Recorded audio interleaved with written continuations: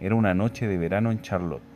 Un tren ligero avanzaba por la ciudad, sus luces amarillas recortando sombras sobre las vías. Entre el murmullo de los pasajeros y el brillo intermitente de las estaciones, nadie imaginó que ese vagón guardaría, pocos minutos después, una tragedia que sacudiría a una ciudad entera.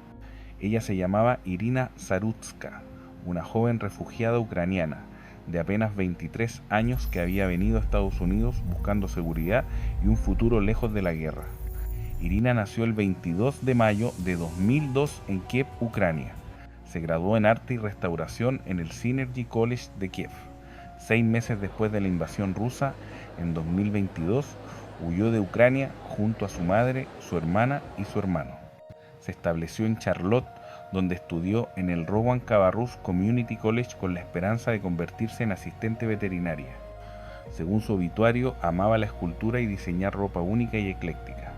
Era una persona hogareña de corazón, feliz cuando estaba rodeada de familiares y seres queridos, y tenía lo que su madre llamaba cariñosamente un don de artista. A las 10 de la noche, Irina subió al tren en Charlotte, Carolina del Norte, y tomó asiento como quien toma un transporte más en la noche. Ella llevaba su cabello rubio escondido bajo una gorra de la pizzería-restaurante cercano donde trabajaba, y vestía también una camiseta negra con el logo del local. Se sentó sola y comenzó a revisar su teléfono con audífonos puestos. Nadie la reconoció, nadie pudo adivinar lo que vendría. Detrás del asiento de Irina en el vagón del tren se encontraba sentado un hombre, y minutos después de que el tren arrancara, el hombre la atacó desde atrás.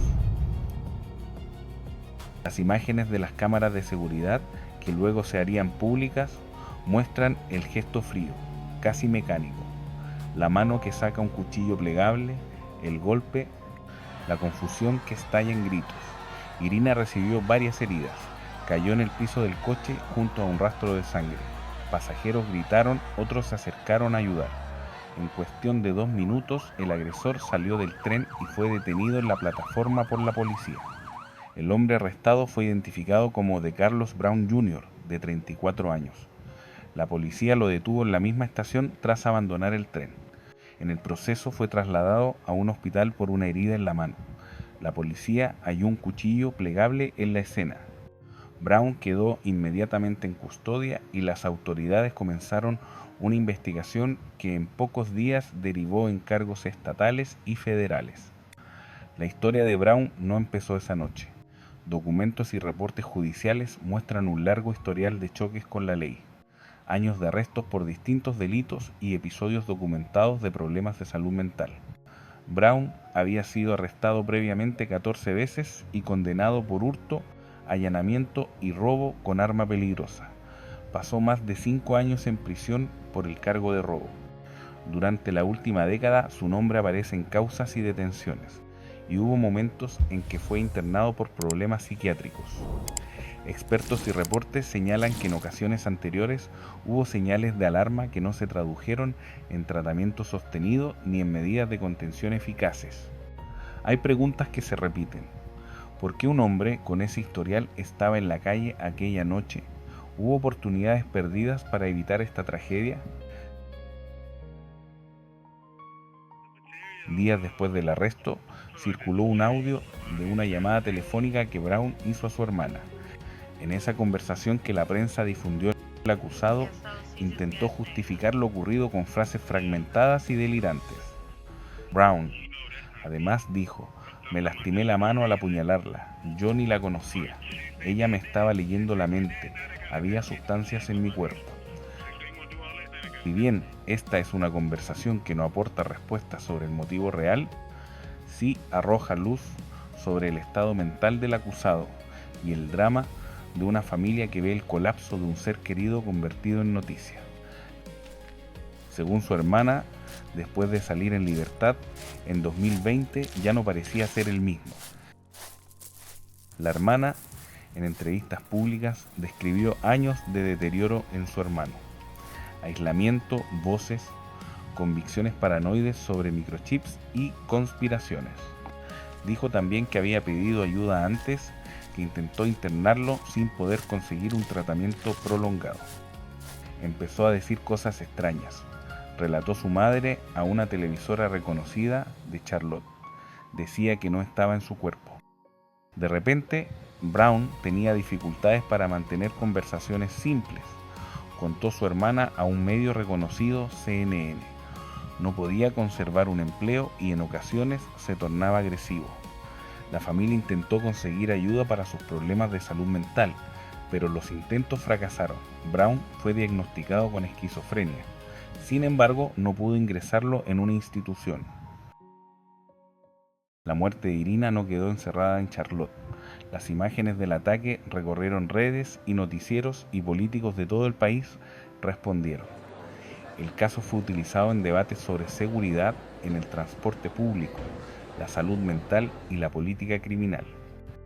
El entonces presidente Donald Trump llegó a pedir públicamente que el acusado recibiera la pena de muerte, impulsando la discusión sobre si delitos de esta naturaleza deben ser tratados como crímenes federales que permitan sanciones máximas.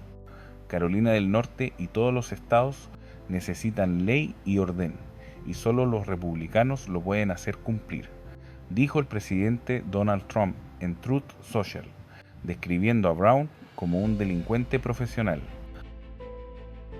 Apenas días después, la Fiscalía Estatal imputó a Brown por asesinato en primer grado, y el Departamento de Justicia presentó cargos federales por cometer un acto que causa la muerte en un sistema de transporte masivo, un cargo que puede conllevar la pena capital en circunstancias específicas. Las autoridades federales y locales trabajan en paralelo. El caso estatal avanza por homicidio, y el federal busca responsabilizar la conducta en el contexto del transporte público.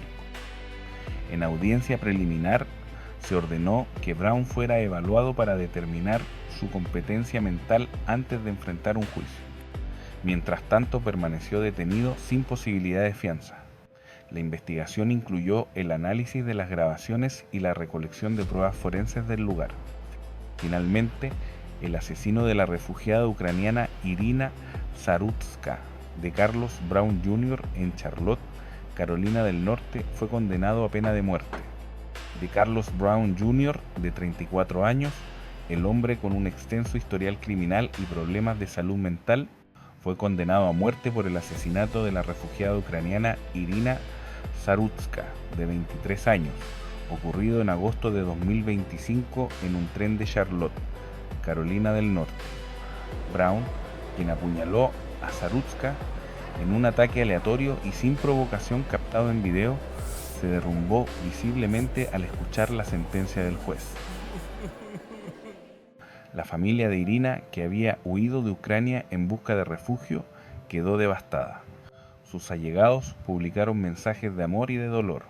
Describen a Irina como una joven trabajadora, ilusionada con su nueva vida, a la que la violencia le arrancó los sueños.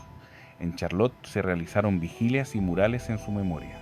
Organismos locales convocaron actos para reclamar mayor seguridad en el transporte público y mejores respuestas del sistema de salud mental. No queremos que esto le pase a otra persona, dijeron en su comunicado la familia pidiendo justicia y memoria. La familia de Zarutska afirmó también que su prioridad inmediata es garantizar que el responsable del asesinato de Irina sea llevado ante la justicia y permanezca tras las rejas. Pero también señalaron un fracaso sistémico a nivel local, incluidas la ausencia de presencia de seguridad visible o efectiva en la línea de tren.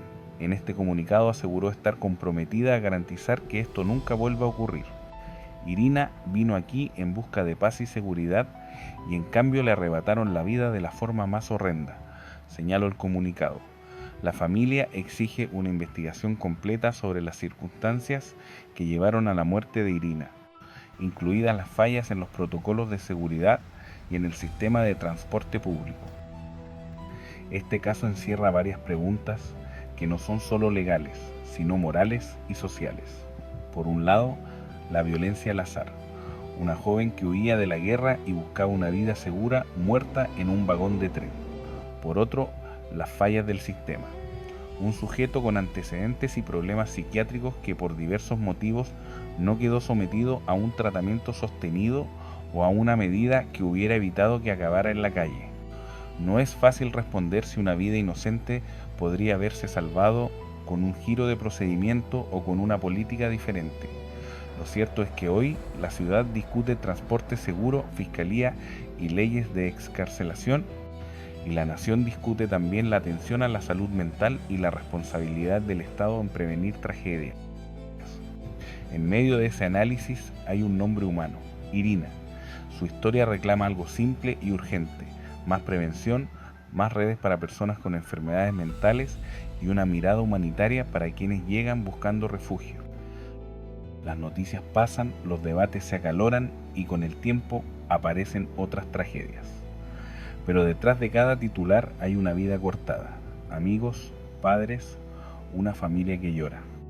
Si algo podemos llevarnos de la historia de Irina Zarutska es la urgencia de no normalizar estas muertes, tratar la enfermedad mental con recursos reales y proteger espacios públicos no es solo política, es el mínimo acto de humanidad que podemos ofrecer para que otra madre no reciba, del otro lado del océano, la llamada que ninguna familia quiere recibir. En memoria de Irina, que su nombre nos recuerde que la seguridad pública y la compasión están más cerca de salvar vidas que la indiferencia.